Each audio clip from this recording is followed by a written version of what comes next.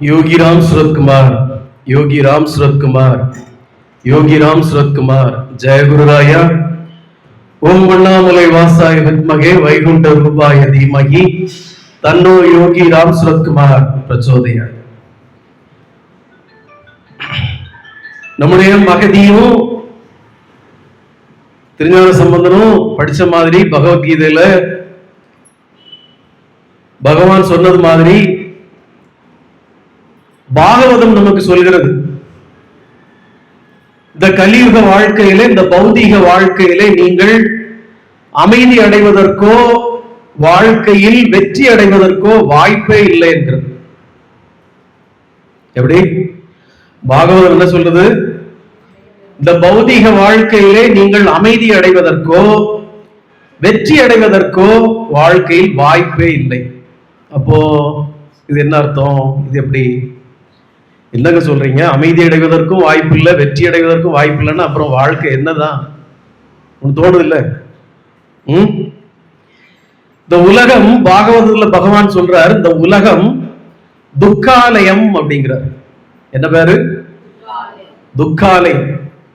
துக்கத்தால் செய்யப்பட்ட ஆலயம் இந்த உலகம். துன்பங்களாலும் துக்கங்களாலும் துயரங்களாலும் செய்யப்பட்ட ஆலயம். நீ வாழ்ந்துட்டு இருக்கிறது கோயில் தான், நீ வாழ்ந்துட்டு இருக்கிறது ஆலயம் தான். ஆனால் அது துன்பத்தாலும் துக்கங்களாலும் துயரத்தாலும் செய்யப்பட்டவை அப்படின்னு பகவான் பாகவத்துல சொல்றார். இந்த துக்காலயத்துல, துன்பத்தால் துயரத்தால் செய்யப்பட்ட இந்த ஆலயத்துல நாம இன்பமாக வாழ்வதற்கு தான் பகவான் யோகி ராம் சூரத் குமார் நமக்கு நல்ல அரிய எளிய வழிகளை, வாய்ப்புகளை வழங்கி இருக்கிறார். பாகவதமே சொல்லிச்சு, துன்பத்தால் சூழப்பட்ட ஒரு ஆலயம் தான் இந்த உலகம்னு. ஆனா அந்த கலியுகத்துல வந்த அவதார புருஷர் பகவான் யோகி ராம் சூரத் குமார் இந்த துக்காலயத்துல நீ இன்பாலயமாக வாழ்வதற்கு வழிகளை நமக்கு உணர்த்துகிறார் பகவான் யோகி ராம் சூரத் குமார். அதற்குண்டான வழிகளை தேர்ந்தெடுப்பவர்களே பாக்கியசாலிகள் என்கிறார் பகவான் யோகி ராம் சூரத் குமார். நமக்கு உணர்த்தியபடி இந்த வழிகளை தேர்ந்தெடுப்பவர்கள் யாரோ அவர்களே பாக்கியசாலிகள் அப்படிங்கிறார் பகவான். அப்போ நீங்க எல்லாம் நினைப்பீங்க, அப்போ பகவான் யோகி ராம் சூரத் குமார் நமக்கு இத்தனை ஆண்டுகள் நமக்கு சொன்னதை பார்த்தா இந்த காவி அடிஞ்சிருக்கவங்க எல்லாம் இந்த உலகத்துல இன்பமானவங்க போல. காவி கட்டிட்டு திருவண்ணாமலையிலும் சிதம்பரத்திலும் ஆங்காங்கே காவி கட்டிட்டு இருக்கிறவங்க எல்லாம் இன்பமானவங்க போல நினைக்கிறீங்க. ஆக்சுவலா நீங்க கற்பனை கூட செய்து பார்க்க முடியாத அளவுக்கு துன்பகரமான வாழ்க்கை இந்த காவி கட்டியிருக்கிற வாழ்க்கை. நீங்க நினைச்சு கூட பார்க்க முடியாது, அவ்வளவு துன்பம். நானும் தான். ஆனா அந்த துன்பத்துல, அந்த துன்பத்தையும் அதற்கு பின்னால் அடங்கி இருக்கிற இன்பத்தையும் உணர்ந்து வாழ்ந்து கொண்டிருக்கிற ஒரு பரிதாபத்திற்குரிய ஜீவன்கள் இந்த காவி கட்டிய ஜீவன்கள். உண்மையில நீங்க ஒரு நாள் அந்த காவியை கட்டி ஒரு இடத்துல உட்கார்ந்தீங்கன்னா தெரியும் உங்களுக்கு அதோட துன்பம். பகவான் யோகி ராம் சூரத் குமார் தன்னை ஏன் ஒரு பிச்சைக்காரன் சொன்னார் தெரியுமா? அவருடைய அவதார நோக்கம் பிச்சை எடுக்கிறது தான். அது அவதார நோக்கம். எதுக்கு பிச்சை எடுக்க வந்தாரு, எதற்கு அவ்வளவு பெரிய ஒரு பரமாத்மா எதற்கு ஒரு பிச்சைக்காரனாக அவதரித்தாருங்கிறது நமக்கு எல்லாம் தெரியும். ஆனா தன்னை ஏன் அவர் ஒரு பிச்சைக்காரன் அப்படின்னு சொல்லிட்டார் தெரியுமா? இந்த உலகத்துல மனித பிறப்புல அதைவிட தன்னை தாழ்த்தி கொள்வதற்கு வேற ஒரு இதுவுமே இல்லை. நம்ம ஒரு பிச்சைக்காரன் சொல்லிக்கிறத விட வேற என்ன தாழ்த்திக்கிறது இருக்கு இந்த உலகத்துல சொல்லு? நமக்கு 1000 விதத்துல நம்ம உயர்த்தி சொல்ல முடியும். அவர் யாரு தெரியுமா? அவர் பெரிய கலெக்டர் ஆகும், அவர் பெரிய போலீஸ் டிஜி ஆகும், அவர் பெரிய அட்வொகேட் ஆகும், அவர் பெரிய டாக்டர் ஆகும், எல்லாம் சொல்ல முடியும். ஆனா தன்னை இழிநிலைக்கு தாழ்த்தி கொள்வதற்கு இதை விட வேற ஒரு உதாரணமே கிடையாது. தன்னை பிச்சைக்காரன் சொல்ற, தன்னை தாழ்த்தி கொள்ளுகிற ஒரு பக்குவம், அதுதான் பகவான் யோகி ராம் சூரத் குமார் தன்னை பிச்சைக்காரன் என்று சொல்லிக் கொண்டார்.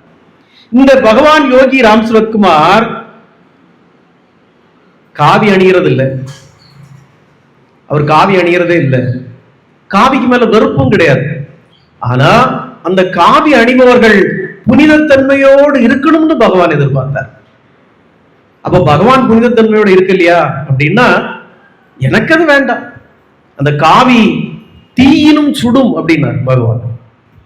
அப்ப அதை அணிந்திருக்கிறவங்க சர்வசாதாரணமாக அணியக்கூடாது, அதை அவ்வளவு புனிதமாக அணிந்து கொள்ள வேண்டும் என்பதுதான் பகவான் யோகி ராம் சுரத்குமாருடைய கருத்து.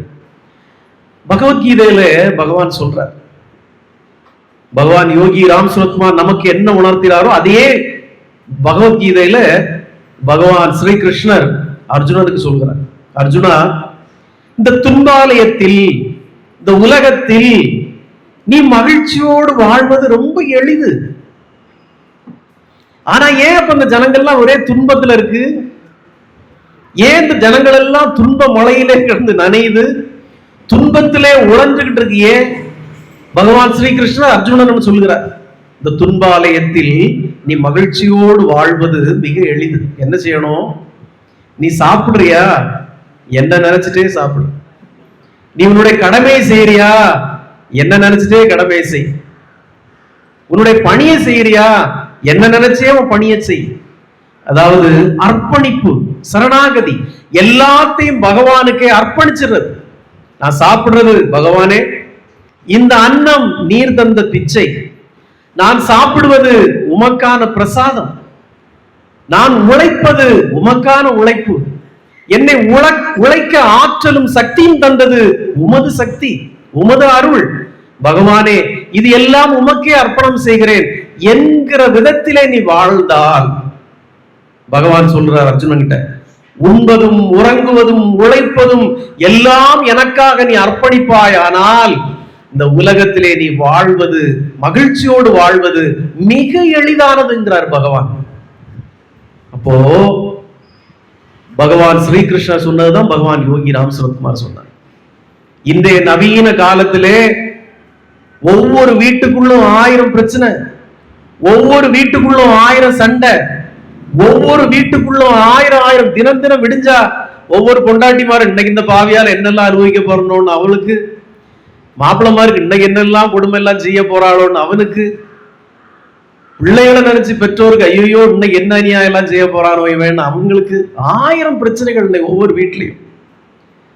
சுமார் 15 ஆண்டுகள் 16 ஆண்டுகளுக்கு முன்பாக நான் என்னுடைய ஒரு நண்பருடைய வீட்டுக்கு சென்றேன்.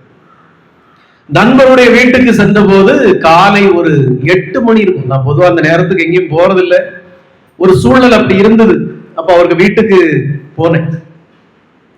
காலையில் 8 மணி என்பதாலே அடியேனை அவர்கள் வரவேற்று, அப்ப நம்ம சாமி எல்லாம் ஒன்றும் கிடையாது, அடியேனை வரவேற்று அவங்களுடைய ஹால், அந்த வீட்டில் உள்ள ஹால்ல ஒரு சோபால கொண்டு உட்கார வச்சுக்கிட்டு, சார் கொஞ்சம் உட்கார்ந்துருங்க, எங்களுக்கு கொஞ்சம் அந்த காலையில ஸ்கூலுக்கு பிள்ளைகளை அனுப்ப வேண்டிய வேலை கொஞ்சம் இருக்கு, இப்ப முடிச்சுட்டு வந்துடுறோம் அப்படின்னு. ஒரு 6 வயசுல ஒரு குழந்தை, 8 வயசுல ஒரு பொண்ணு, இந்த 2 ஸ்கூலுக்கு அதுகளும் ரெடி ஆயிட்டு இருக்கு, தலை சீவிக்கிட்டு இருக்கு, டைய கட்டிக்கிட்டு இருக்கு. கணவர் ஒரு அறையில வேலை பார்த்துட்டு இருக்கிறாரு, மனைவி கிச்சன்ல வேலை பார்த்துட்டு இருக்கிறாங்க. இந்த தகப்பனார் சொல்றாரு இந்த குழந்தைகிட்ட, மாமாக்கு அந்த பாட்டை பாடிக்காமே அப்படிங்கிறார். நான் மனசுக்கு நினைக்கிறேன், பாவி அதுகளே காலையில ஸ்கூலுக்கு போற டென்ஷன்ல அதுக இருக்கு, இப்ப போய் அதுல பாட சொல்றானே, இப்ப இந்த புள்ள ஏதாவது ஒண்ணு டமார்னு போடும் பாருன்னு மனசுக்கு நினைச்சேன். ஆனா அது நம்ம வீட்டு பிள்ளைகள மாதிரி இல்லை. தகப்பனார் சொன்னதும் அது கீதையில இருந்து அழகான ஒரு பாடலை பாடுது. அந்த பொண்ணு பாட பாட அதுக்கு வேலையை, ஸ்கூலுக்கு கிளம்புற வேலையை செய்துக்கிட்டே இருக்கு. அந்த பொண்ணு விட்ட இடத்துல இருந்து கிச்சன்ல இருந்தவங்க அம்மா பாடுறாங்க. கிச்சன்ல அவங்க அந்த அம்மா பாடுறப்போ அவங்க வேலைகளை அவங்க தடால் பிடால் பாத்திரத்தை கழுவும் பறக்க செய்துட்டே பாடிக்கிட்டே இருக்கிறாங்க. அவங்க விட்ட இடத்துல இருந்து பேண்ட் சட்டை போட்டுட்டு, பெட்ரூம்குள்ள பேண்ட் சட்டை போட்டுட்டு இருக்க தகப்பனார் அந்த பாட்டை பாடுறாரு. இவங்க 3 பேரும் விட்ட இடத்துல இருந்து சாக்ஸ தேடிட்டு இருந்த அந்த 6 வயசு பையன் பாடுறான். உண்மையாகவே பாகவதம் உணர்த்திய திருக்குடும்பம் இதுதான். பாகவதம் நமக்கு உணர்த்துகின்ற திருக்குடும்பம் இதுதான். ஒவ்வொரு திரு இல்லத்திலும் ஒவ்வொரு குடும்பத்திலும் இதுதான் நிகழணும்னு நாம ஆசைப்படுறோம். ஆனா நம்முடைய வீட்டுல என்ன நடக்குது? யோ, இந்த பிள்ளைகள் ஸ்கூலுக்கு கிளம்புறத பார்க்கல, கண்ணுக்கு தெரியலையா, போய் அதுக்கு ஏதாவது அந்த தையெல்லாம் எடுத்து கூடிய அந்த பையன் எவ்வளவு நேரம் சாக்ஸ் தேடிட்டு இருக்கான், போய் எடுத்து கொடுக்குறதானே, ஏன் உனக்கு மயிரை கொடுக்குற வேலை, நீ போய் எடுத்து கூட.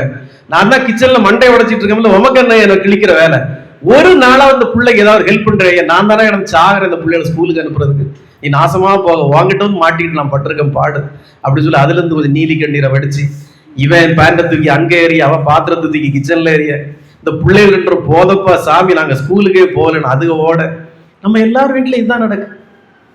ஆனா பாகவதத்துல சொன்ன திருக்குடும்பங்களிலே அழகான உச்சாடனத்தோடு இறை பற்றிய சிந்தனையோடு அந்த திருக்குடும்பங்கள், அவங்களுக்கும் இதே கஷ்டம் தான் இருக்கு. நல்லா புரிஞ்சுக்கோ, அந்த அம்மா கிச்சன்ல நீங்க படுற எல்லா பாடுகளும் இருக்கு, அந்த கணவனுக்கும் இங்க இருக்கிற ஆண்கள் படுற எல்லா பாடுகளும் அந்த கணவனுக்கு இருக்கு, இங்க ஸ்கூலுக்கு போற பிள்ளைகளுக்கு இருக்கிற எல்லா பிரச்சனையும் அந்த குழந்தைகளுக்கு இருக்கு. ஆனால் இந்த கவலை எல்லாம் மறந்து அந்த குடும்பம் இறை சிந்தனையோடு இறை நாமத்தை பாடுவதில் ஒன்றிணைந்து செயலாற்றுகிறது அந்த திருக்குடும்பம். இதைத்தான் பாகவதம் உணர்த்துகிறது. நம்முடைய இந்திய திருநாட்டில் ஒவ்வொரு திருக்குடும்பமும் இது போன்ற ஆசீர்வதிக்கப்பட்ட திருக்குடும்பமாக மாற வேண்டுமானால் நமக்கு அது ஒன்றுதான் கடமையாக இங்க இருக்கிறது. இந்த யோகி ராம் சுரத்மா நாம பிரச்சார குடி இது போன்ற திருக்குடும்பங்களை ஒவ்வொரு வீட்டிலும் உருவாக்க வேண்டும் என்பதே நமக்கு ஆசை. அது இனி இங்க இருக்கிற 50 வயசு தாண்டினவங்க 50 வயசு தொட போறவங்களுக்கு எல்லாம் வாய்ப்பு இருக்கான்னா வாய்ப்பு இல்லை ராஜா, அதெல்லாம் ரொம்ப கஷ்டம். இனி நம்ம நீனு, நம்ம பேர் வந்து செல்லம் என்னம்மா தர்சு, இப்படி ஒவ்வொரு குழந்தைங்களுடைய வீட்டில தான் இனி உருவாக்க முடியும். அதுதான் வாய்ப்பு. ஒரு திருக்குடும்பம் எப்படி இருக்கணும், ஒரு கணவன் மனைவி உறவு எப்படி இருக்கணும், குழந்தைகளுக்கு தாயாய் தந்தையாய் இருக்கிற ஒரு உணர்வு எப்படி இருக்கணும்ங்கிறத இந்த குழந்தைங்களுக்கு கற்றுக் கொடுக்கணும். எல்லாமல்ல ஏக இறைவன் இந்த உலகத்திலே நம்மை படைக்கும் போது, இந்த துன்ப ஆலயத்திலே நம்மை அனுப்பும் போது நமக்கு பலவிதமான ரோல்களை நமக்கு தருகிறார். ஒவ்வொரு படத்துக்கும் சிவாஜி கணேசன் ஏற்கிற மாதிரி தான் வேணும். ஒரு தாய் தந்தையருக்கு குழந்தையாக பிறக்கின்ற போது ஒரு குழந்தை தாய் தந்தையருக்கு எப்படி இருக்கணுமோ அப்படி இருக்கணும். பிரகலாதன் மாதிரி தந்தை அசுரனே ஆனாலும் அசராமல் தன்னுடைய கடமையை செய்ய வேண்டும் பிரகலாதன். நீ பிரகலாத மகாராஜாவுடைய வாழ்க்கையை எடுத்து பார். அவர் கூட யாராவது வைஷ்ணவர்கள் இருந்தாங்களா? பிரகலாதன் எந்த குடும்பத்துல பிறந்தான்? அசுர குடும்பத்தில் பிறந்தான். பிரகலாதனை சுற்றி யாராவது வைஷ்ணவ பெருமக்கள் இருந்தாங்களா? கிடையாது, அசுரர்கள் இருந்தாங்க. அவர் குருகுலத்திலே கல்வி கற்றாரே, அங்கேயாவது யாராவது வைஷ்ணவ குழந்தைகள் இருந்ததா? இல்ல, அசுர குழந்தைகள் இருந்தது. குருவாவது நாராயண நாமத்தை உபதேசித்தாரா? இல்லை. அவருடைய தந்தை ஹிரண்யகசிப்புக்கு பயந்து ஓம் ஹிரணியாய நமன்னு அவரே கத்துக் கொடுத்தாரு. எந்த சூழலிலும் இறை சிந்தனையே இல்லாத, இறை தொடர்பே இல்லாத ஒரு சமூகத்தில் பிறந்த பாலகன், 6 வயது குழந்தை பிரகலாதன் கருவிலே அறியாமல் நாரதருடைய உபதேசத்தை கேட்ட ஒரே ஒரு ஞானத்தை வைத்துக் கொண்டு இறுதி காலம் வரை அந்த அசுர சூழ்நிலையில் வாழ்ந்த போதும் இறை சிந்தனையிலே வாழ்ந்தான் என்றால் அதனுடைய அர்த்தம் என்ன? தட் இஸ் கால்ட் சரணாகதி. ஆனா நாம இவ்வளவு உபதேசித்த இவ்வளவு பக்திமான்களோட நாம கூடி இருந்தும் இன்னமும் நமக்கு ஞானம் வரலன்னா இதுல எங்க போய் நாம் முட்டிக்கிறது? தினம் தினம் பக்தர்களை தான் பார்க்கிறோம், வாரந்தோறும் சத்சங்கம் கேட்கிறோம், வாரந்தோறும் பாகவதத்திலிருந்து பகவத்கீதையில இருந்து உபதேசங்களை கேட்கிறோம். ஆனாலும் நமக்கு இறை சிந்தனை இல்ல, இறை மேல பக்தி சரியா இல்ல அப்படின்னா நாம எங்க போய் நீ முட்டிக்கிறது? பக்தி இல்லையா சாமி? அப்ப எங்களுக்கு உங்க பேச்ச கேட்டுதானே நாங்க சனிக்கிழமை தோறும் வந்து உட்கார்ந்துருக்கோம். அதுல எங்க 1000 வேலை கிடையாது. வச்சு போட்ட மீன் கறி எல்லாம் சட்டியில கிடக்கு. நாளைக்கு வேற மட்டன் எடுக்கணும், கோழி கடை இருந்து கடன் கொடுக்க வேண்டியிருக்கு, இருந்தாலும் 2 கிலோ எடுக்கணும். பிள்ளைலாம் வந்திருக்கு. உம்ம பேச்ச கேட்டு சனிக்கிழமை தோறும் இங்க வந்தா எங்களுக்கு பக்தி இல்லாமல. உங்களுக்கு இருப்பது பக்தின்னா பிரகலாதனுக்கு இருந்தது என்னது? பிரகலாதனுக்கு இருந்தது என்னது? அசுரர்கள் 6 வயது குழந்தையை கொல்ல துணிந்த போதும் அவன் நாராயணன் வந்து என்னை காப்பாற்றுவான்னு. பெற்ற தகப்பன் வாளெடுத்து வீசிய போதும் என்னை படைத்த நாராயணன் என்ன வந்து காப்பாற்றுவான்னு. படை வீரர்கள் அத்தனை பேரும் மலையிலிருந்து உருட்டி விட்ட போதும் என் நாராயணன் என்னை காப்பாற்றுவான்னு இருந்தான். பெற்ற தாயே கணவனுடைய சொல்லை கேட்டு விஷம் கொடுத்த போதும் அம்மா அழாதே, என்னை படைத்த பரந்தாமன் என்னை காப்பான், நீ அழாதே அம்மா, குடு விஷத்தை நான் அருந்துகிறேன்னு வாங்கி குடிச்சான். அது பக்தியா? அது பக்தியா? இல்ல நமக்கு இருக்கிறது பக்தியா? எத்தனையோ விட்டு நான் சொல்றேன், பயப்படாதீங்க, தைரியமா இருங்க, தைரியமா இருங்க, பகவான் இருக்காரு, ஏன் பயப்படுறீங்க? யாருக்கு வருது தைரியம்? யாருக்கு வருது தைரியம்? யாருக்கு வருது? அந்த நான் என்கிற சிந்தனை தான் எல்லோருடைய சிந்தனையில் முன்னுக்கு வந்து நிக்குது.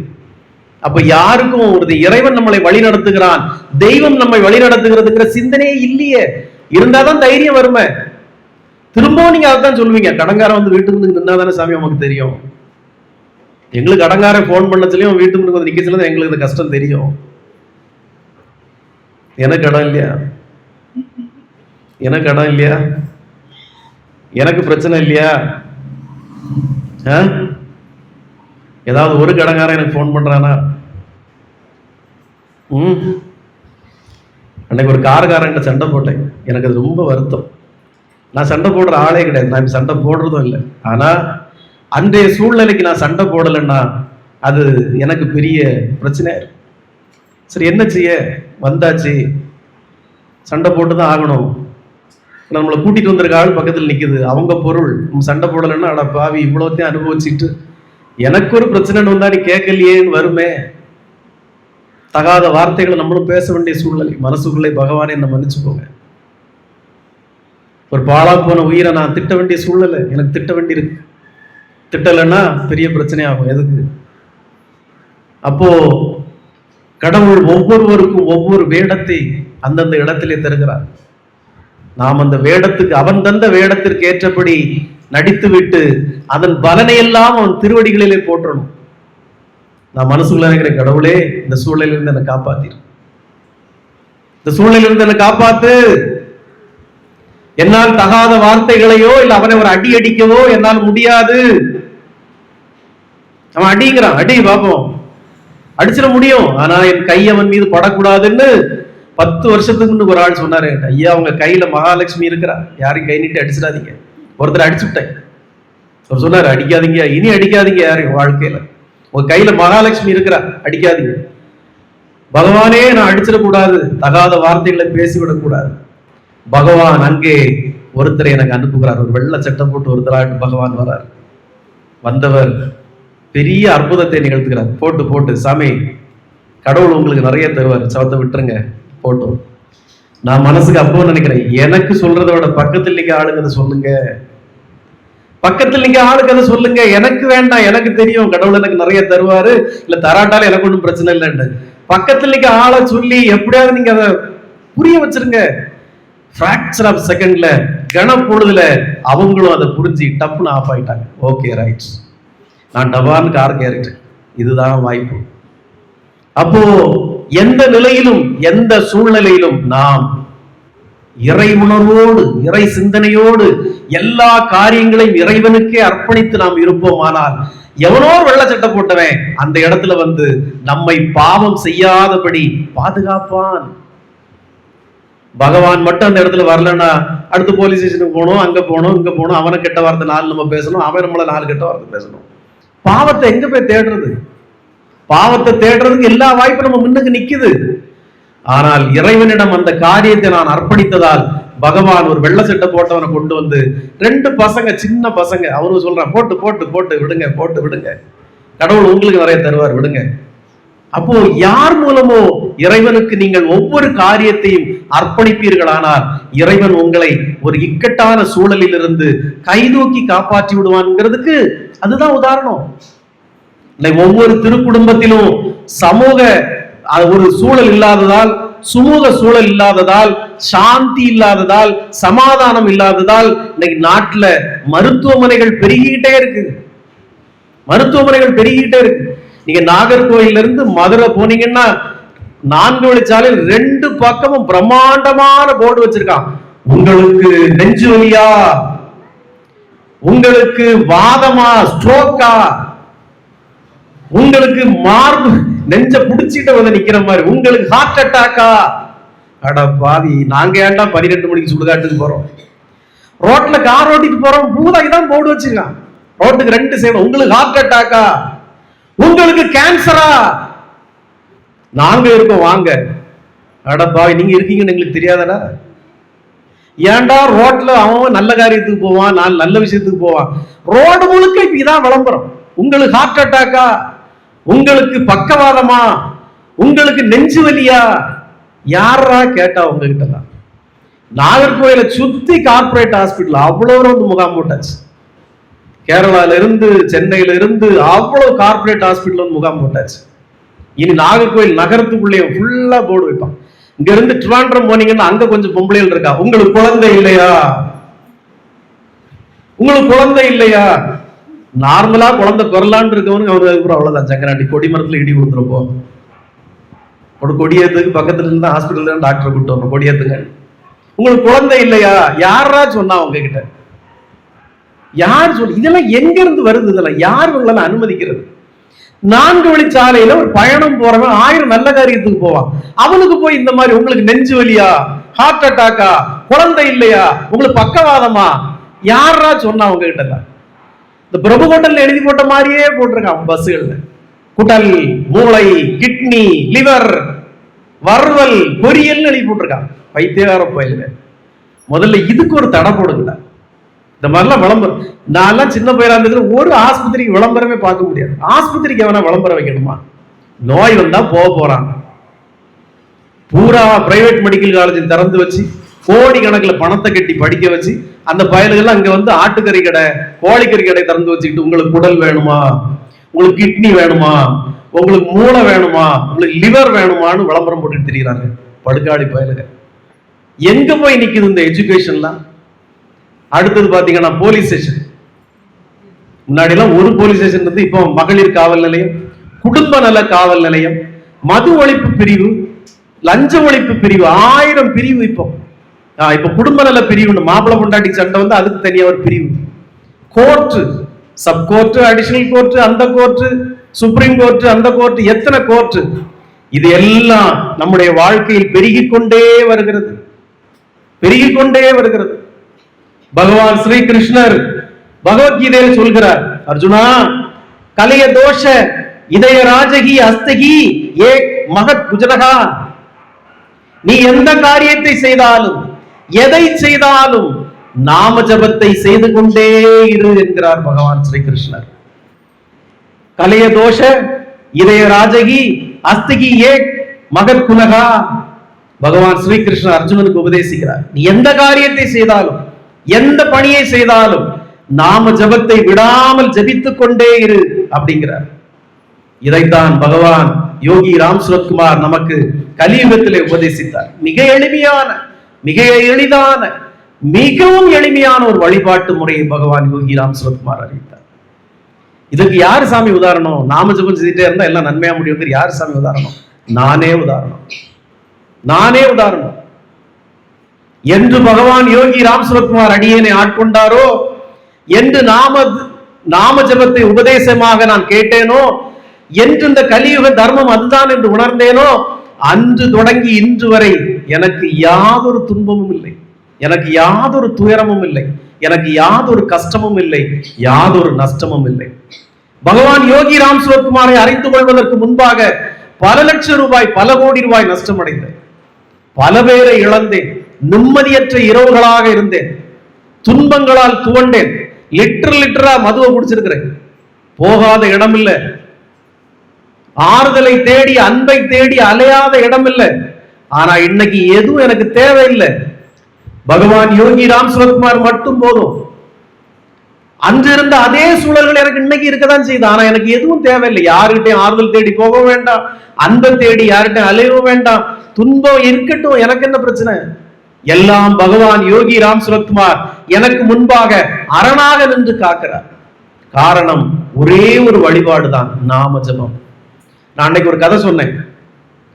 ஒருவர் எப்போதும் நாம ஜபத்தை ஜபித்துக் கொண்டிருந்தார். அவருடைய நாம ஜபத்தின் மகிமையால், அவருடைய நாம ஜபத்தின் ஆற்றலால் ஒரு விக்கிரகத்தின் முன்பாக நின்று நாம ஜபத்தை சொன்னால், இவருக்கு இணையாக ஆற்றல் அந்த விக்கிரகத்தில் இல்லாவிட்டால் அந்த விக்கிரகம் வெடித்து விடும்.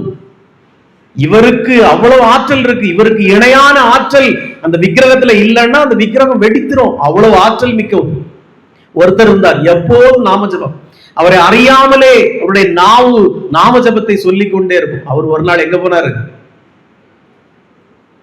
சுப்புலட்சுமி சத்தமா சொல்வாப்போ, என்ன வெக்கம், இதை சொல்றதுக்கு என்ன வெக்கம்? அவர் கக்கூஸ் இருக்க போனார், கொல்லைக்கு இருக்க போனார், கொல்லப்புறத்துக்கு போனார். அந்த காலத்துல கக்கூஸ் யாது? அந்த காலத்துல வீட்டுக்குள்ள கக்கூசே கிடையாது, மனுஷன் நிம்மதியா இருந்தான். எப்ப வீட்டுக்குள்ள வந்து கக்கூசை கட்டினாலும் அதுல இருந்து மனுஷனுக்கு நிம்மதியே போச்சுப்பா.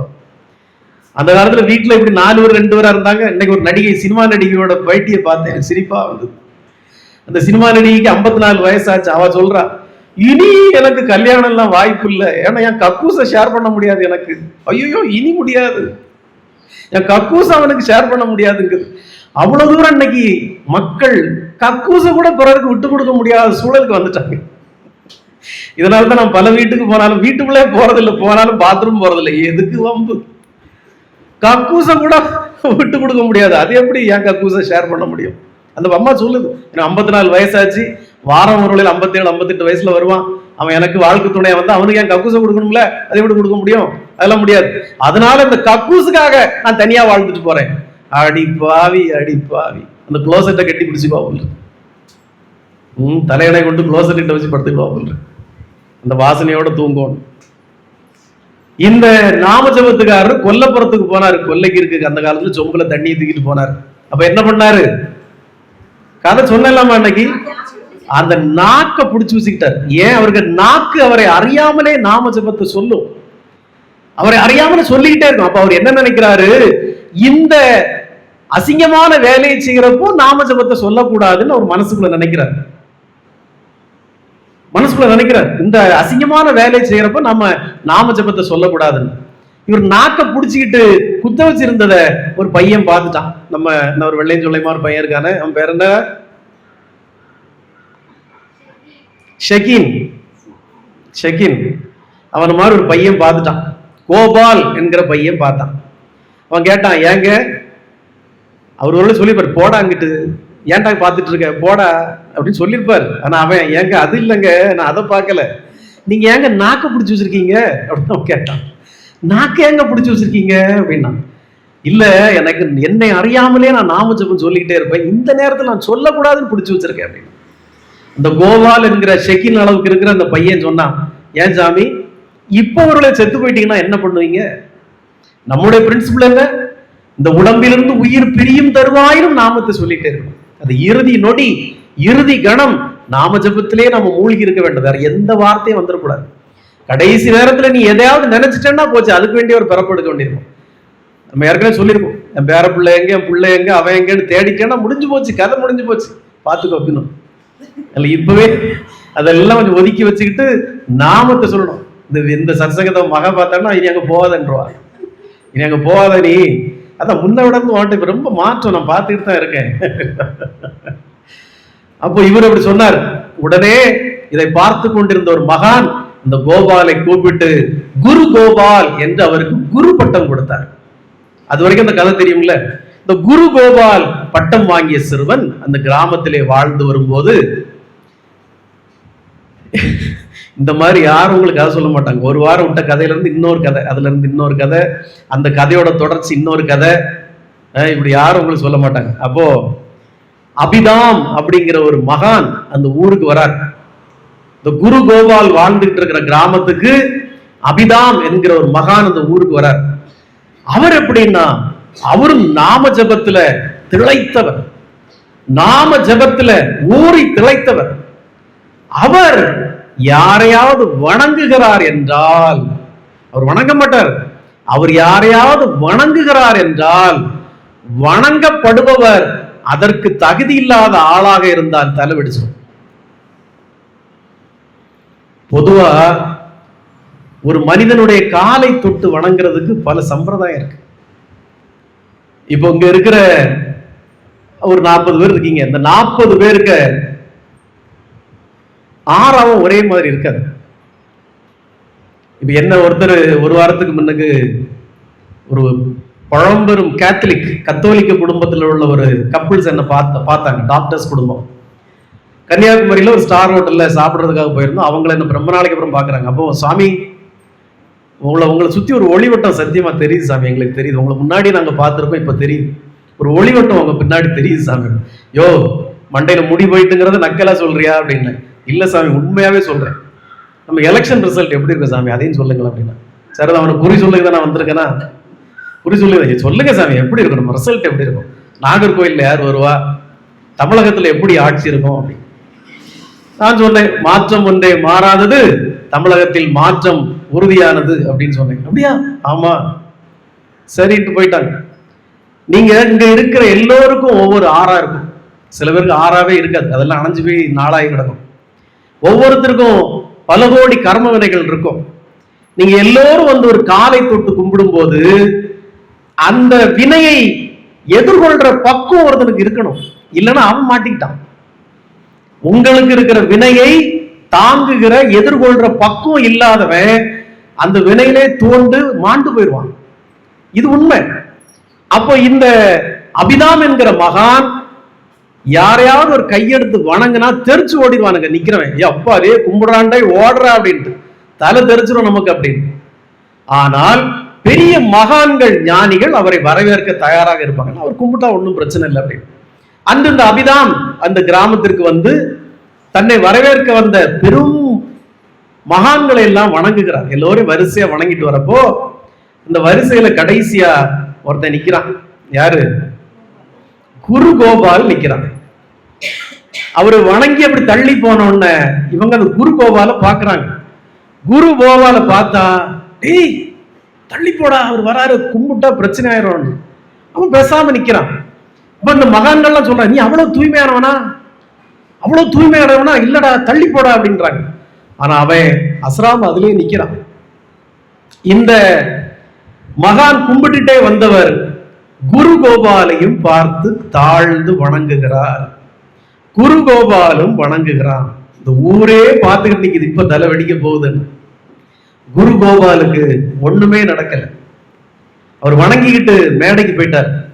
இந்த மகான்கள்லாம் கேட்கறாங்க, ஏண்டா டேய் சின்ன பயல, உனக்கு அவ்வளவு தூய்மையானவனா நீ அப்படின்னு கேட்கிறப்போ அந்த பையன் சொன்னான், ஐயா நான் தூய்மையானவன் இல்லை, எனக்கு தூய்மை இல்லை. ஆனால் அடியேனை வழி நடத்துகின்ற, அடியேனை ஆட்கொண்ட ஆண்டவன் இருக்கிறானே அவன் தூய்மையானவன், அவன் நிகரில்லாத ஆற்றல் மிக்கவன், அவன் என்னை காப்பான். அவன் இருக்கிறப்போ யார் நினைச்சு என் தலை வெடிச்சிட போகுது? நான் தூய்மையானவன் இல்லை, நான் தகுதியானவன் இல்லை. ஆனால் அடியேனை வழி நடத்துகிற, அடியேனை ஆட்கொண்ட அந்த ஆண்டவன் இருக்கிறானே அவன் தூய்மையானவன், அவன் நிகரற்றவன், அவன் என்னை காப்பான். இப்ப புரியணும் உனக்கு சரணாகதின்னா என்ன. What is mean by surrender? What is mean by total surrender? சரணாகதி தத்துவம் எந்த நிலை. நீங்க குழந்தைகளை பார்த்து படிங்கம்மா, குழந்தைகளை பார்த்து படிங்க. ஒரு குழந்தையாக பிறக்கும் போது அதுக்கு எந்த பயமும் இருக்காது. ஒரு குழந்தைக்கு எந்த போட்டியும் இருக்காது. ஒரு குழந்தைக்கு எந்த பொறாமையும் இருக்காது. ஒரு குழந்தைக்கு எந்த அகந்தையும் இருக்காது. ஒரு குழந்தைக்கு எந்த ஆணவமும் இருக்காது. அது பாட்டு குழந்தையா தெய்வமா இருக்கும். அந்த குழந்தை வளர வளர வளர வளர வளர வளர நாம கத்து கொடுக்கிறோம். அவ்வளவு பொறாமை, போட்டி, பயம் எல்லாத்தையும் நாம கத்து கொடுக்கிறோம் அந்த குழந்தைக்கு. அந்த குழந்தை இறைவடிவா இருக்கும். யார் சிரிச்சாலும் சிரிக்கும். நம்ம டாக்டர் ஒருத்தர் ஒரு குழந்தைய கொண்டு வருவார், யார் எடுத்தாலும் போகும், யார் எடுத்தாலும் சிரிச்சுட்டு இருக்கோம். அதுக்கு இது யாரு, இவன் நல்லவனா கெட்டவனா, இவன் உயர்ந்தவனா தாழ்ந்தவனா ஒண்ணுமே தெரியாது அந்த குழந்தைக்கு. அது ஏன் தெரியுமா அந்த குழந்தை அப்படி இருக்கு? அதுக்கு இங்க ஒரு உடம்புன்னு ஒண்ணு இருக்குன்னே தெரியாது. நாம ஒரு குழந்தையாக்குன்னு அதுக்கு தெரியாது. எல்லாத்தையும் மறந்து எதுவும் நினைவில்லாமல் ஒரு இறை நிலையில் இருக்கிறதால தான் அந்த குழந்தை அப்படி இருக்கு. நான் உங்களுக்கு சொல்றதும் அதுதான். அந்த நிலையில் நீங்க இருங்கன்ற. குழந்தையின் வடிவாக இருங்க. துன்பம் இல்லை. குழந்தைக்கு துன்பம் இருக்கா? அழுதா பாலை கொடுத்துருவாங்க, அழுதா சாப்பாடை கொடுத்துருவாங்க. அது அழுக்கா இருக்குன்னு பெரியவங்களே குளிப்பாட்டிடுவாங்க. அதை பொத்தி பொத்தி பாதுகாப்பாங்க. காரணம் என்ன? அது குழந்தை. அதுகிட்ட யாருக்கும் போட்டி இல்லை, பொறாமை இல்லை, சண்டை இல்லை, சச்சரவு இல்லை, எந்த பொறாமையும் இல்லை. அங்க குழந்தைய அப்படி பார்த்துக்குவாங்க. நீங்களும் அப்படி இருந்தால் இறைவன் பார்த்துக்குவான். உங்களை பொத்தி பொத்தி கடவுள் பார்த்துக்குவான். அப்ப ஏன் உங்களை பார்க்கல? உங்களுக்குள்ள போட்டி, பொறாமை, நான் எனும் அகந்தை, ஆணவம் எல்லாம் தேங்கி சாக்கடை மாதிரி நாறிட்டு கிடக்கு. எவன் எடுப்பான் உங்களை கையில? தொடுறதுக்கே யோசிப்பான், தொட்டா கை நாறிடுமோ. இந்த குணங்களை எல்லாம் விட்டு குழந்தையின் சொரூபத்தில் நீங்கள் வாழ படித்தீர்களானால், இந்த மகான்கள்லாம் அப்படித்தானே வாழ்ந்தாங்க. எல்லாரும் அவங்களை விரும்பினாங்களே, எல்லாரும் அவங்களை நேசித்தாங்களே, எல்லாரும் அவங்களை விரும்ப காரணம் என்ன? குழந்தையின் சொரூபம். அவங்க எல்லாம் சிரிச்சுக்கிட்டே இருப்பாங்க. எல்லாரும் அவங்களை விரும்புறது காரணம் என்ன? காரணம் என்ன? குழந்தையின் சொரூபம், குழந்தையின் மனநிலை. வரக்கூடிய யாருகிட்டையும் போட்டி இல்ல, பொறாமை இல்ல, நான் என்கிற அகந்தை இல்ல, திமிர் இல்ல. அதனால தானே இவங்களை எல்லாம் எல்லாரும் வணங்குறாங்க, உலகமே வணங்குது. காரணம் என்ன? உன்னையும் உலகம் வணங்காட்டாலும் பரவாயில்ல, நேசிக்கவாவது நீ வாழப்படி. எதுக்கு உனக்கு திமிரு? எதுக்கு உனக்கு ஆணவம்? எதுக்கு உனக்கு? எதுக்கு எதுக்கு உனக்கு? 10 பைசாக்கு பிரயோஜனம் இல்லை ராஜா. இதனால 10 காசுக்கு பிரயோஜனம் இல்லை. பகவான் யோகி ராம் சுரத்குமார் நமக்கு சொன்னது போல கொஞ்சம் கொஞ்சம் கொஞ்சமாக உங்களை மாற்ற வேண்டும். தினமும் நாமஜபம் செய்ய வேண்டும், தினமும் நாமஜபம் செய்ய வேண்டும். கொஞ்சம் கொஞ்சமாக திருவிளக்கு ஏற்ற வேண்டும், கொஞ்சம் கொஞ்சமாக ஆரத்தி காட்ட படிக்க வேண்டும், கொஞ்சம் கொஞ்சமாக மாமிசங்களை மறக்க படிக்க வேண்டும், கொஞ்சம் கொஞ்சமாக இறைவனுக்கு நைவேத்தியம் செய்துவிட்டு அதையே பிரசாதமாக சாப்பிட படிக்க வேண்டும். இது எல்லாம் உனக்குள் தேங்கி கிடக்கிற சாக்கடை குணத்தை கொஞ்சம் கொஞ்சமாக வெளியேற்றும். இதெல்லாம் தேவையா இறைவனுக்குன்னா? இறைவனுக்கு தேவையில்லை, உனக்கு தேவை ராஜா. கொஞ்சம் கொஞ்சமாக நீ அதை வாழ்க்கையில் முன்னேறி கொண்டே வர வேண்டும். நாமஜபம் விடாமல் செய்ய வேண்டும். நாமஜபம் செய்ய செய்ய வீட்டிலே பகவான் யோகி ராம் சுரத்குமாருடைய திருவுருவ படத்திற்கோ சிலைக்கோ ஒரு விளக்கை ஏற்றி வைக்க படிக்க வேண்டும். கொஞ்சம் உன்னை புனிதனாக மாற்றிவிட்டு ஆரத்தி காட்ட படிக்க வேண்டும். தினமும் ஒரு முறையேனும் ஆரத்தி காட்ட படிக்க வேண்டும். கொஞ்சம் கொஞ்சமாக மாமிசத்தை மறக்க வேண்டும். உன்னுடைய குணாதிசயங்களை மாற்றுவதே இந்த கர்மாந்திரம் தான். இதை சொன்னா ரிஷி ஓடி போயிடுவான். சாப்பிடக்கூடாதுன்னா அப்ப இதெல்லாம் சரி விட்டுறாரு குறிச்சு, நான் வேற ஆசிரமம் பார்த்துக்கிட்டேன்னு போயிடுவான். அதனால நான் அவன்கிட்ட சொல்லவே இல்லை. சரிப்பா சாப்பிடுப்பா, ஒன்றும் பிரச்சனை, சாப்பிட்டுப்பா. அவன் அதுதான் பிடிச்சிருந்தான். அப்படியே சாப்பிடலாமா? அப்ப எங்க குறிச்சி போற ஆள் கிடையாது, பரவாயில்ல. இப்போ நான் சொல்றேன், சாப்பிட்டவங்க வராதிங்கன்னா பாதி வரைக்கும் வர முடியாது. மாமிசம் சாப்பிட்டவங்க, மீன் சாப்பிட்டவங்க வராதிங்கன்னா வர முடியாது, பாதி வரைக்கும் வரமாட்டாங்க. மீன் கறி இருந்தாதான், கொஞ்சோண்டு சிக்கன் கறி மணத்தாதான். ஆனா தப்பு இல்ல, சாப்பிடுங்க. வாரத்தில் ஒரு நாள் அதை சாப்பிடாம இருக்க படிங்க. அப்புறமா வாரத்துல 2 நாள் சாப்பிடாம இருக்க படிங்க. அப்புறம் வாரத்துல 3 நாள் சாப்பிடாம இருக்க படிங்க. கொஞ்சம் கொஞ்சமாக உங்களை மாற்றுங்க. இதை மாற்றி மாற்றி வரும்போது உங்களுடைய குணாதிசயங்கள் மாறும். நான் என்கிற அகந்தை போகும், நான் என்கிற அகந்தை போகும். உண்மையிலே பகவான் யோகி ராம் சுரத்குமார் எனக்கு செய்த அற்புதங்கள் எல்லாம் நான் பேசணும்னா ஒரு நாள் போதாது.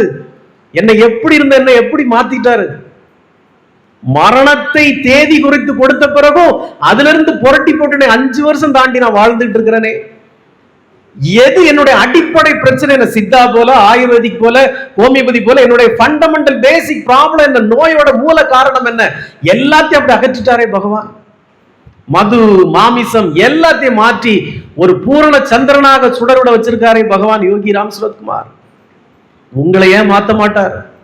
அப்போ இந்த கலியுகத்திலே நீங்கள் இதற்போன்ற வழிபாடுகளை முன்னெடுக்க மாமிசத்தை கொஞ்சம் கொஞ்சமாக மறக்க இறை வழிபாட்டை கொஞ்சம் கொஞ்சமாக செய்ய உங்கள் திரு இல்லமும் நான் சொன்ன அந்த திரு குடும்பத்தை போல, ஆரம்பத்தில் சொன்னனே ஒரு திரு குடும்பம், அந்த குடும்பத்தை போல உங்கள் இல்லமும் மாறும். நாமும் ஆசீர்வாதத்தை பெற்று அடுத்தவர்களுக்கும் நம்முடைய ஆசீர்வாதத்தை நாம் பங்களிப்போம். பக்கத்து வீட்டுக்காரங்களை நேசிப்போம், குடும்பக்காரங்களை நேசிப்போம், எல்லாத்தையும் நேசிப்போம். அப்போ இந்த வாழ்க்கையிலிருந்து நீங்கள் கற்றுக்கொள்ள வேண்டும். நம்முடைய யோகி ராம் சுரத்குமார் நாம பிரச்சார குடிலை பார்த்து, நம்முடைய உபதேசங்களை பார்த்து நிறைய பேர் தற்கொலை எண்ணங்களே கைவிடுகிறார். சமீபத்தில் கூட ஒரு அம்மாவோட மெசேஜ் எல்லாம் ஸ்கிரீன்ஷாட் எடுத்து போட்டதை யார் பார்க்கிறா? ஒருத்தரும் பார்க்கறது இல்லை. யார் பார்த்தா? யார் பார்க்கிற? பார்த்தாதான் அதுக்கே ஒரு ஞானக்கண் வேணுமே. அதாவது அதுக்கு ஒரு ஞானக்கண் வேணுமே. நேத்து ஒரு அம்மாட்ட கேட்டேன், நேத்துல முந்தா நாள் ஒரு மகளை கூட்டிட்டு வந்த, நீ பாத்தியா அப்படின்னு. பார்த்தாதான் நல்லா இருந்திருப்பிய வாழ்க்கையில. அதெல்லாம் பார்க்கணும்ல. எதுக்காக அப்படி ஒரு குரூப்பை தொடங்கி வருஷத்துக்கு 18,000 ரூபாய் வைஃபை கட்டி இதெல்லாம் ஷேர் பண்ணிட்டு இருக்கிறோம். அதை பார்த்தாவது கொஞ்சம் புனிதம் அடையட்டும்.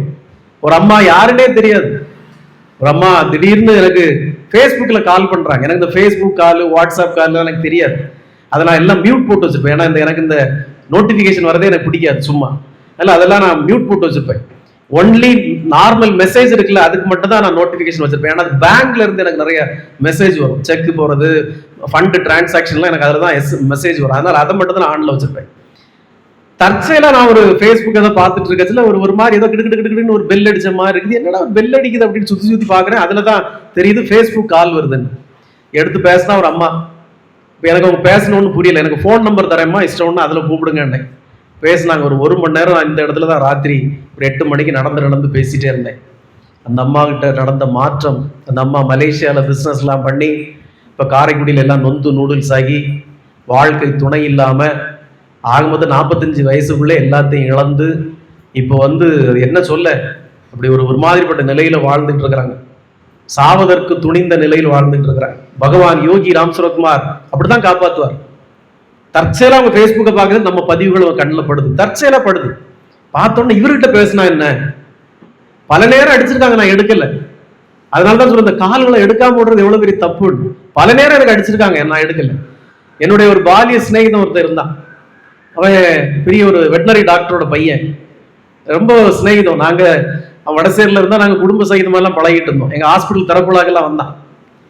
ஒரு நாள் எனக்கு ஒரு கால் பண்ணா, நான் எடுக்கல. எனக்கு ஒரு ஃபோன் பண்ணா, நான் எடுக்கல. சரி அப்புறம் கூப்பிடலாம்னு நான் அப்புறம் கூப்பிடவும் இல்லை. ஒரு 10 நாள் கழிச்சு தகவல் அறிகிறவன் இறந்து போயிட்டான் அப்படின்னு, அல்ல மேசிவ் அட்டாக் இறந்து போயிட்டான் அப்படின்னு கேள்விப்பட்டேன். எதற்காக நாளைக்குத்தான் எனக்கு தெரியலையே, என்ன விஷயம் சொல்றதுக்காக என்ன கூப்பிட்டான்னு எனக்கு தெரியலையே. நான் இன்னைக்கு எனக்கு இந்த சம்பவம் மறக்காது. அப்போ அப்படி இருந்தப்பறம் நீங்க கால் எடுக்கவா செய்றீங்க, அவ கேட்பா. அப்புறம் நீங்க போன் எடுத்து பேசவா செய்றீங்க, எடுக்கலையே, எடுக்க மாட்டேங்கிறீங்களே. உண்மையில எடுக்கக்கூடாதுங்கிறது கிடையாது. அப்புறம் கூப்பிடணும்னு நினைப்பேன், மறந்து போயிடுவேன். எங்க வீட்டுக்கு சம்பந்தியா வர போறவர் கூட ஒரு 10 நாளைக்கு முன்னுக்கு 3 தடவை கூப்பிட்டாரு. இங்க வந்த பொம்பளை வீட்டுக்கு சேர்ந்துட்டான்னு கன்ஃபார்ம் பண்றதுக்காக கூப்பிட்டாரு. நான் இப்போ வரைக்கும் அவர் திருப்பி கூப்பிடவே இல்லை. அவர் என்ன நினைப்பார், இந்த ஆள் நம்மள 10 நாள் ஆச்சுன்னு திருப்பி கூப்பிடவே இல்லைன்னு நினைப்பார். அப்போ இப்படி ஒரு சில சூழ்நிலைகள் நமக்கு இருக்கு, மறந்து போயிருது, ஏதாவது ஞாபகங்கள் மறந்துடும். அப்போ இறைவனை நீங்கள் வழிபட இறைவனை இந்த யோகி ராம் சரத்குமார் நமக்கு கற்று தந்திருக்கிற எளிய முறைகளை பின்பற்ற உங்களுடைய வாய்ப்புகள், வாழ்க்கை வளமாகும். இறைவன் உங்களை இப்படி காப்பாற்றுவார். சுப்புலட்சுமி இன்னைக்கு ஒரு அழகான ஒரு விஷயத்தை ஷேர் பண்ணியிருந்தாங்க. வள்ளலார் பெருமான் 7 உலகெங்கிலும் 7 உலகிலும் 14 லோகங்கள் 7 உலகிலும் உள்ள மொத்த பாவங்களை வள்ளலார் பட்டியலிட்டார்.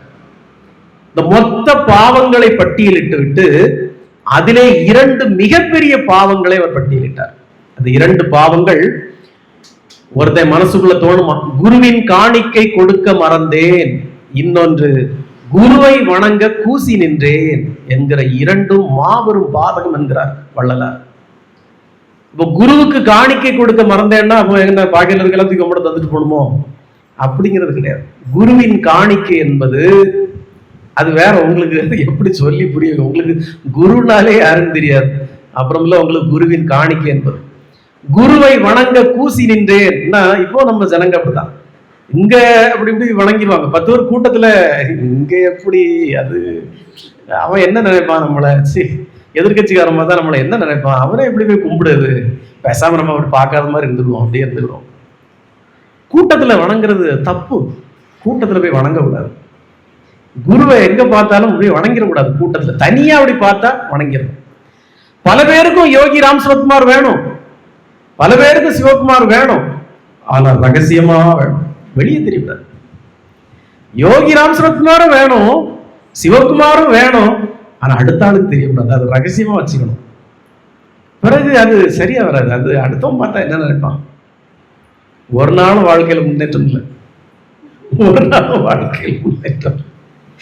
வள்ளலார் சொன்னதை போல குருவை வணங்க கூசி நின்றேன், நாணி நின்றேன். அவர் எப்படி கும்பிடுறது, 1000 சங்கடங்கள் மனதிற்குள் இருந்த போதும், அவன் குருவே அல்ல என்று நினைத்த போதும், பார்த்த கணத்திலே அவன் காலில் விழுந்து வணங்குவதுதான் அடியனுடைய பொருள். பார்த்த கணத்துல விழுந்துடணும். என்ன இப்ப கெட்டு போகுது, அவர் சொன்னது போல என்னுடைய வணங்குதலுக்கு தகுதி இல்லாதவனாக இருந்தால் அவன் அனுபவிச்சுட்டு போறான், எனக்கு என்ன பிரச்சனை, நான் தகுதியானவன். குரு கோபால் போல உனக்கு தகுதி இருந்தா நீ பொழைச்சுக்குவ, தப்பிச்சுக்குவ, தகுதி இல்லைன்னா மாட்டிக்குவ, அவ்வளவுதான். வணங்குவதற்கு நாம கூசக்கூடாது, வணங்குவதற்கு கூசக்கூடாது. எப்படி அன்றன்று செய்ய வேண்டிய வேலைகளை நீ நாளைக்கு என்று தள்ளி போடுகிறாயோ, இன்னைக்கு நீ செய்திருக்க வேண்டிய வேலையை நாளைக்கு பார்த்துக்கலாம், எரிச்சலருக்கு எவ்வளவுதான் வேலை செய்ய அப்படி நீ நாளைக்கு தள்ளி போடுகிறாயோ, அதே போல இந்த குருவின் உபதேசத்தை கேட்காமல் நீ தள்ளி கிளைகிற நீ இந்த பாவத்தை அப்படியே அடுத்த வாழ்க்கைக்கு தள்ளி கொண்டு போகிறாய் மகளே. இந்த பாவங்களை அப்படியே தள்ளி கொண்டு அடுத்த வாழ்க்கையில பார்த்துக்கலாம், இந்த வாழ்க்கையில இவன் சொல்லி கேட்கணுமா, இவெல்லாம் ஒரு ஆளா அப்படின்னு நினைக்கிற நீ இந்த ஜென்மத்து பாவங்களை களைய முடியாமல், தொலைக்க முடியாமல், இந்த கர்மாவிலிருந்து விடுபட முடியாமல், இந்த உபதேசத்தை கேட்க முடியாமல் நீ தள்ளி தள்ளி அடுத்த ஜென்மத்திற்கு தள்ளி கொண்டே போகிறாய் என்கிறது வேதம், என்கிறது வேதம். பிறவி வேண்டாமெனில் அல்லது நற்பிறப்பு வேண்டுமெனில், புண்ணிய பிறப்பு வேண்டுமெனில் இந்த உபதேசம் காதுக்குள்ள கேட்கும். எனக்கு இப்படிலாம் உபதேசம் சொல்றதுக்கு ஒரு ஆள் இல்ல. நான் சத்தியமா சொல்றேன், ஒரு குருவை என்னுடைய உயிரினும் மேலாக நான் காதலித்தேன். ஏன்னா பகவான் யோகி ராம் சுரத்குமார் மேல இருந்த பக்தி எனக்கு அப்படி. அவர் என்னை ஆட்கொண்ட போது யோகி ராம் சுரத்குமாரோட இடத்தில் அவரை வைத்து நான் அழகு பார்த்தேன். நான் அவரிடம் நெருங்கி நெருங்கி ஒரு கணவன் மனைவியை விட ஒரு காதலனும் காதலியை போல, ஒரு தந்தையும் மகனும் போல, ஒரு தாயும் பிள்ளையும் போல நான் இருந்தேன். குரு குரு குரு என்று இருந்தேன். காலப்போக்கில் அவருடைய தகுதியை நினைத்து நான் ரொம்ப வருத்தப்பட்டேன். வருத்தம் முழுக்க முழுக்க எனக்கு யோகி ராம் சுரத்குமார் மீது திரும்பியது. பகவானே, என்ன இது? எப்பிறப்பிலோ செய்த புண்ணியம் இப்பிறப்பில் நான் ஒரு நல்ல வழியை அடைந்து விட்டேன் என்றவெல்லாம் நினைத்தேன். பல லட்சம் ரூபாய்களை வேற கொடுத்தேன். ஆனாலும் இது முழுக்க முழுக்க போலியாக இருக்கிறது, நம்ப தகுந்ததாக இல்லையே. இனிமேலும் இப்பிறப்பில் நான் எந்த குருவை போய் அடைவேன்? இனி எனக்கோ காசிக்கு போகவோ ராமேஸ்வரம் போகவோ அங்க போகவோ எனக்கு வாய்ப்பு இல்லை, வசதி இல்லை, நான் போகவும் மாட்டேன். இனி ஒரு குருவை நான் எங்கு சென்று அடைவேன்? எனக்கு யார் ஞானத்தை போதிப்பார்கள் என்று நான் பகவானிடத்திலே அழுது உருகிய போது எனக்கு குருவாக திருவாக வந்தவர் தான் பகவான் யோகி ராம் சுரத்குமார். இன்று பேசுகிறோமே, இத்தனை பேசுகிறோம், இத்தனை செய்கிறோம், இதெல்லாம் யார் அருளுவது? யார் அருளுவது? பகவான் யோகி ராம் சுரத்குமாரே அருளுகிறார். இங்கே வந்திருக்கிற ஒவ்வொரு ஜனங்களுக்கும் இவர் பேசுவது எனக்காகவே பேசுகிறார், இவர் பேசுவது எனக்காக, என்னுடைய பிரச்சனைக்காகவே பேசுகிறார் என்று நினைக்க தோன்றுகிறது என்றால் இது பகவானே பேசுகிறார். அப்போ ஒரு குருவை அடைவது என்பது சாதாரண விஷயம் அல்ல. உன்னுடைய ஏங்குதல், உன்னுடைய பூர்வ ஜென்ம புண்ணியம் இருந்தால் மட்டுமே இந்த கலியுகத்திலே உனக்கான ஒரு குருவை நீ அடைய முடியும். என்னுடைய கதறலை கேட்டு, என்னுடைய அழுகையை பார்த்து பகவான் யோகி ராம் சுரத்குமாரே எனக்கு குருவாக வந்து அமைந்ததால் அடியேனால் இப்படி நடக்க முடிகிறது, அடியேனால் இப்படி ஒரு ஆசிரமத்தை நடத்த முடிகிறது, அடியேனால் இப்படி ஒரு அருள்வாக்கு எல்லோருக்கும் பகிர முடிகிறது. பகவான் யோகி ராம் சுரத்குமாரே குருவாக இருப்பதால் எத்தனையோ ஜனங்கள் தங்களுடைய உயிரை மாய்த்து கொள்ளும் நிலையிலிருந்து பகவான் அடியேன் மூலமாக காப்பாற்றி கொண்டிருக்கிறார். எத்தனையோ ஜனங்களுக்கு ஆட்கொல்லி உயிர்கொல்லி நோய்களிலிருந்து பகவான் அடியேன் மூலமாக காப்பாற்றி கொண்டிருக்கிறார் என்றால் பகவான் யோகி ராம் சுரத்குமாரை நான் குருவாக அடைந்தவன். அதற்கு பிறகு நான் எவர் காலிலும் போய் விழ வேண்டுங்கிற அவசியம் எனக்கு கிடையாது. ஆனாலும் ஒரு குரு எப்படி இருக்கக்கூடாது என்பதற்கு அவன் குரு. ஒரு குரு எப்படி இருக்க வேண்டும் என்பதற்கு இவர் குரு. ஒரு குரு எப்படி இருக்கக்கூடாது என்பதற்கு அவன் குரு. அதை கொண்டு போவோம். இப்ப என்ன பிரச்சனை? வேறு எவர் காலிலும் நான் விழுவதில்லை, வேறு எவர் காலிலும் நான் விழுவதில்லை. ஆகவே அன்பான பக்தர்களே, இந்த உபதேசம் உங்களுக்கு இந்த நொடியிலே கிடைக்கிறது என்றால் இது முற்பிறவி பலன். இந்த உபதேசத்தை நீங்கள் உணர்ந்து அறிந்து இந்த யோகி ராம் சுரத்குமார் நாம பிரச்சார குடி ஒவ்வொரு திரு இல்லத்திலும் மகிமைகள் நிறைந்ததாக, ஒவ்வொரு திரு இல்லத்திலும் இன்பம் நிறைந்ததாக, ஒவ்வொரு திரு இல்லத்திலும் மகிழ்ச்சி நிறைந்ததாக, ஒவ்வொரு திரு இல்லத்திலும் அன்பு நிறைந்ததாக, ஒவ்வொரு திரு இல்லத்தையும் அருள் நிறைந்ததாக ஆண்டவனின் திரு இல்லமாக மாற்ற நினைக்கிறது. அதற்கு உங்களுக்கு அந்த கர்மா இருந்தால், உங்களுக்கு அந்த பாக்கியம் இருந்தால் நீங்கள் பயன்பெறுவீர்கள். இல்லை என்றால் குருவின் முதுகில் இருக்கிற அழுக்கை பார்த்து விட்டு ஓடுவீர்கள். இல்லை என்றால் குருவுக குண்டில அது இருக்குன்னு பார்த்துட்டு ஓடுவீங்க. உங்களுக்கு கண்ணுக்கு தெரியறதெல்லாம் அதுதான் தெரியும்.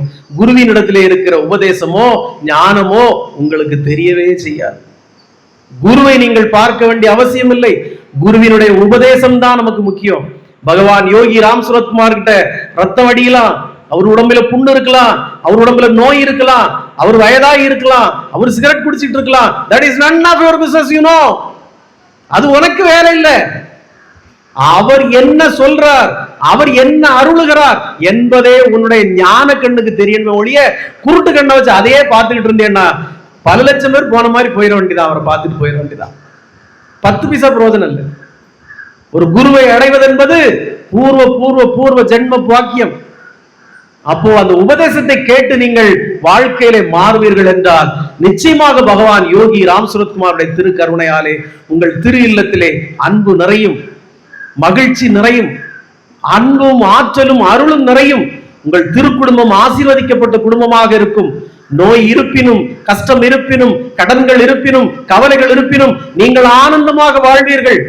உங்கள் வீட்டிலே மகிழ்ச்சி ததும்பும், தெய்வ கடாட்சம் உண்டாகும். அந்த வீட்டிலே, அந்த இல்லத்திலே எப்படி அடியேனுடைய மனதிலும் இல்லத்திலும் தெய்வ கடாட்சம் தாண்டவமாடுகிறதோ அதே போல உங்களுடைய இல்லத்திலும் நடக்கும், நிச்சயமாக நடக்கும். என்னை நீங்கள் குருவாக ஏற்றுக்கொள்ளாவிட்டால் எனக்கு கவலையே கிடையாது. ஏன்னா அதுக்காக நாங்க வரவும் இல்லை, நடத்தவும் இல்லை. எப்படி இருந்தாலும் என் காலம் வரைக்கும் அவருக்கு அபிஷேகம் நடக்கும், பாத பூஜை நடக்கும். நான் செய்யறத கூட 4 பேர் சேர்ந்து செய்துட்டு போறீங்க, எனக்கு அவ்வளவுதான். இதை நடத்தணுங்கிற அவசியம் இல்லை. என் வந்தாவா, வரலன்னா போ, கும்பிட்டா கும்பிடு, கும்பிடலன்னா போ.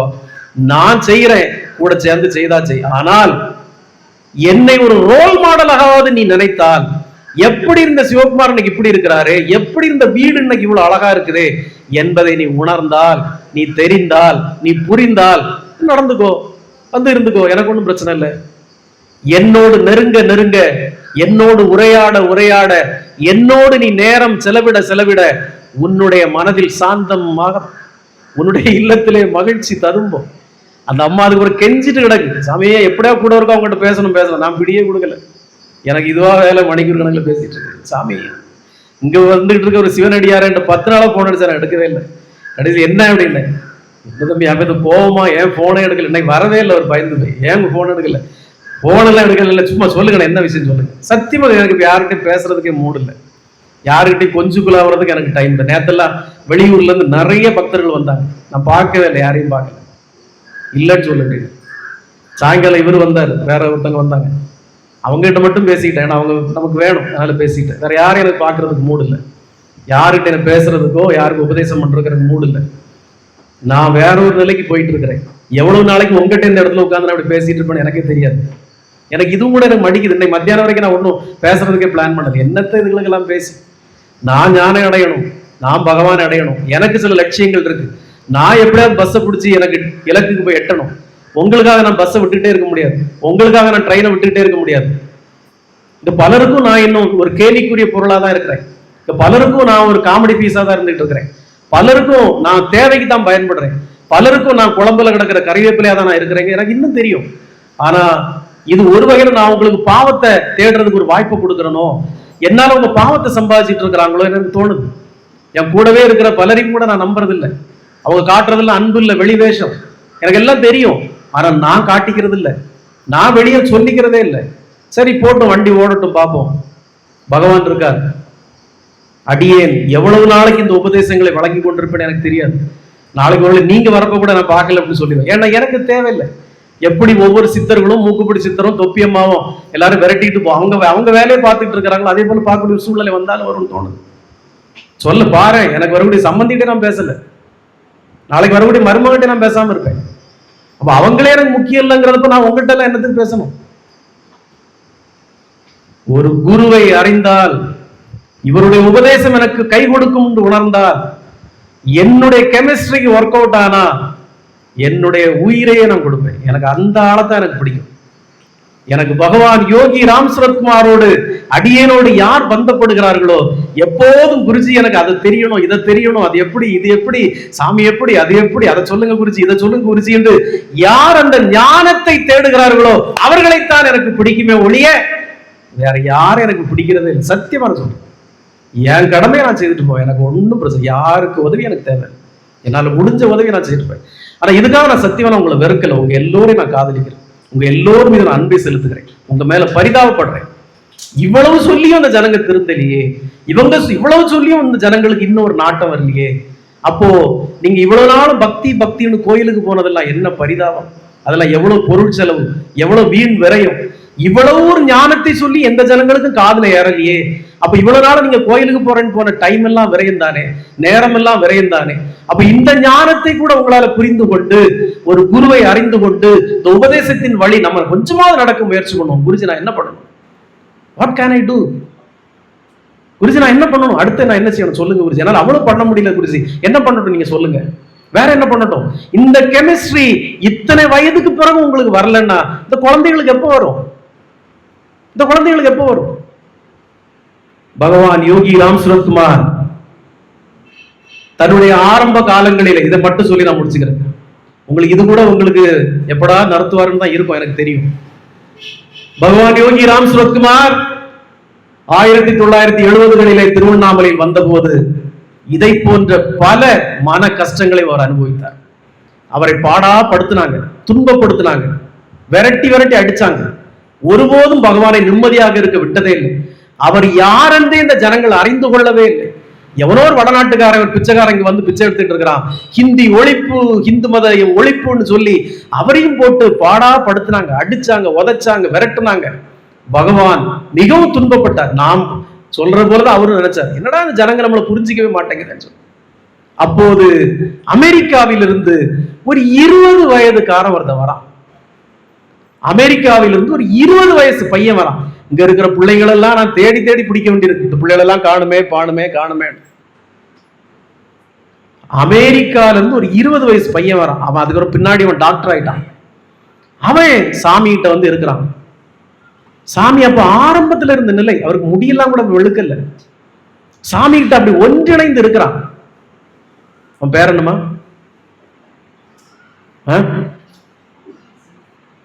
நம்ம தான் எல்லா பதிவும் ஷேர் பண்ணிட்டே இருக்கோமே, ஒரு பதிவு விடாம உடனே உடனே ஷேர் ஷேர் ஷேர்.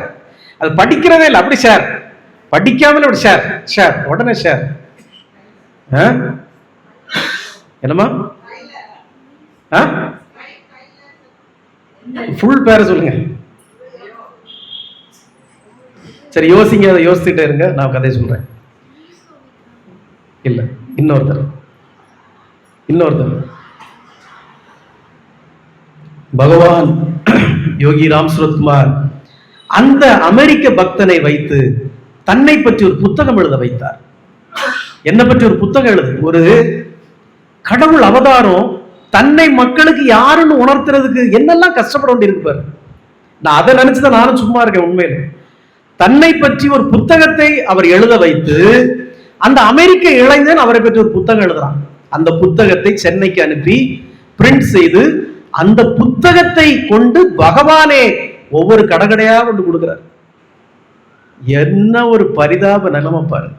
நான் யாரு நான் யாரு நான் யாருன்னு தெரிஞ்சுக்கோ என்கிறதுக்காக அந்த புத்தகத்தை அவரே கொண்டு ஒவ்வொரு கடகடையா கொண்டு கொடுக்கிறார். இந்த புத்தகத்தை படிச்சு நான் யாருன்னு தெரிஞ்சுக்கோ. அப்ப இது இப்ப விஷயம் இல்லை, நானும் அப்படிதான் கத்திட்டு கிடக்குறேன். தெரிஞ்சுக்கோ, பகவான் யோகி ராம் சுரத்குமார் உணர்ந்துக்கோ. அந்த பக்தன் அவர்கிட்ட கேட்கிறான், சுவாமி நீங்க தானே என்னோட குரு, நீங்க தானே என்னோட குரு. இப்ப சுவாமி சொல்ல, no I am not your guru, I am not your guru, நான் உன்னோட குரு இல்லை அப்படின்ட்டார். அவன் சோர்ந்து போயிட்டான்.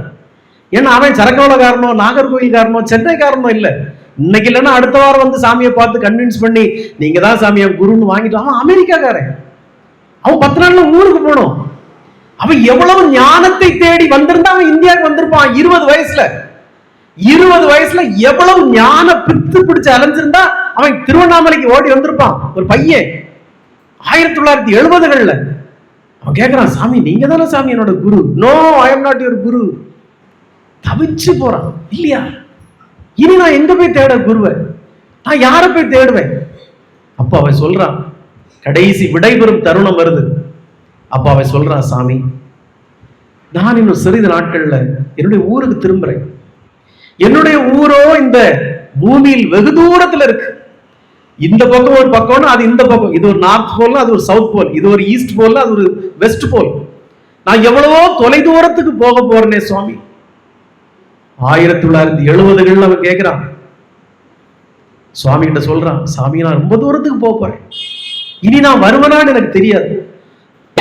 ஒருவேளை ஏதோ ஒரு நிர்கதியாக நான் நிற்கும் போது, இந்த உலகத்தின் ஏதோ ஒரு மூலையில் நான் ஒரு தோல்வியில் துவழும் போது, நான் ஒரு துன்பத்தில் துவண்டு கிடக்கும் போது, நான் உங்களை எப்படி சாமி நான் தேடுவது?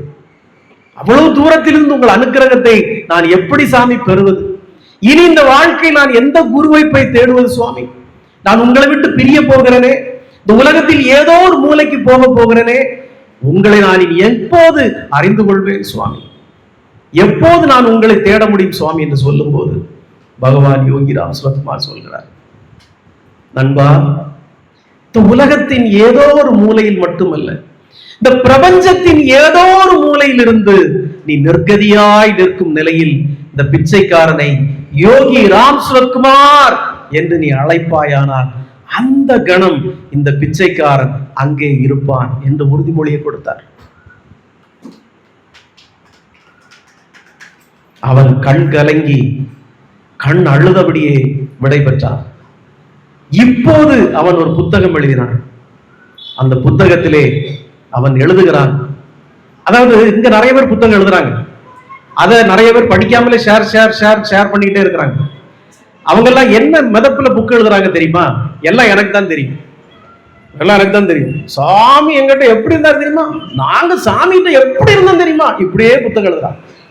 ஆனா அந்த இளைஞன் அப்படி எழுதல, அந்த இளைஞன் அப்படி எழுதல. அவன் சொல்றான், அவன் எழுதுறான் புத்தகத்துல பாரு, அந்த மாதிரி புத்தகங்களை நீங்க படிக்கணும். அதுதான் ஒரு ஆத்மார்த்தமான பக்தி, ஒரு குருவின் மீது, ஒரு இறையின் மீது நீங்கள் வைக்கிற ஆத்மார்த்தமான காதல். அவன் எழுதுறான் அந்த புத்தகத்துல, நான் 1970 சுவாமி யோகிராம் சுரத்குமாரிடம் போய் இருந்த போது சுவாமி யோகிராம் சுரத்குமார் என்னிடம் சொல்வார், ஆமா கண்டிப்பா, எப்படி நீங்க தான், ஆமோ சரி, ஆமா, அடுத்த எலெக்ஷன்ல ஆளே இருக்க மாட்டான். சரி, சொல்ல முடியாது, பல பெண்கள் அவனுக்கு ரசிகளா வேற இருக்கலாம். சரி, அவன் எழுதுறான் புத்தகத்துல, சுவாமி யோகிராம் சுரத்குமாரோட சொல்வாராம், 1970 சுவாமியே யாருன்னு தெரியாது, அவரே இவனை வச்சு ஒரு புத்தகத்தை எழுதி கடைக்கடையா போட்டுட்டு இருக்கிறார். அவர் சொல்லுவாராம், நண்பா, ஒரு நாள் இந்த பிச்சைக்காரனின் பெயரை இந்த உலகமே உச்சரிக்கும் அப்படின்னு சொல்லுவாராம். இவன் மனசுக்குள்ள நினைப்பான், ஆமா, 10 ரூபாய்க்கு வழி இல்லை, ஒரு டீ குடிக்க வழி இல்லாம உட்கார்ந்து இருக்காரு, இவருக்கு பேர உலகமே சொல்லுவான், ஆமா நல்லா சொல்லும் நினைப்பானா. யாராவது இப்படி எழுதுவாங்களா? யாராவது எழுதுவாங்களா? நிச்சயமா நான் தான் குருன்னு என் கூடவே உட்கார்ந்து இருக்கணும் கூட அந்த ஒரு எண்ணம் வரும். ஆமா, இவர் எல்லாம் பெரிய ஆளு நினைச்சிட்டு இருக்கிறாரு, ஒரு எண்ணம் ஒரு நாள் வரும். ஆமா, இவர் என்ன பெரிய அறிவாளி நினைச்சிட்டு இருக்காரு. அதை கூட அவன் எழுதுறான், நான் இப்படி நினைச்சேன், அப்படி நினைச்சேன், சுவாமியை பத்தி இப்படி நினைச்சேன். ஆமா, 1 ரூபாய்க்கு வழியில ஒரு டீக்கே அடுத்தவன் பாக்கெட் எதிர்பார்த்துட்டு இருக்காரு, இவருக்கு நாமத்தை உலகம் முழுக்க சொல்லுமா அப்படின்னு எழுதுறான். அந்த உத்தமனுடைய பெயர் தான், அந்த உத்தமனுடைய பெயர் தான் பகவானுடைய அந்த ஆத்மார்த்தமான ஒரு சீடனுடைய பெயர் தான். அவனுடைய படத்தை நான் தேடிக்கொண்டே இருக்கிறேன், அவனுடைய படத்தை இந்த ஆசிரமத்திலே வைக்க நான் துடிக்கிறேன். அவன்தான் த ட்ரூமன் கைலர் என்கிற ஒரு பக்தன்.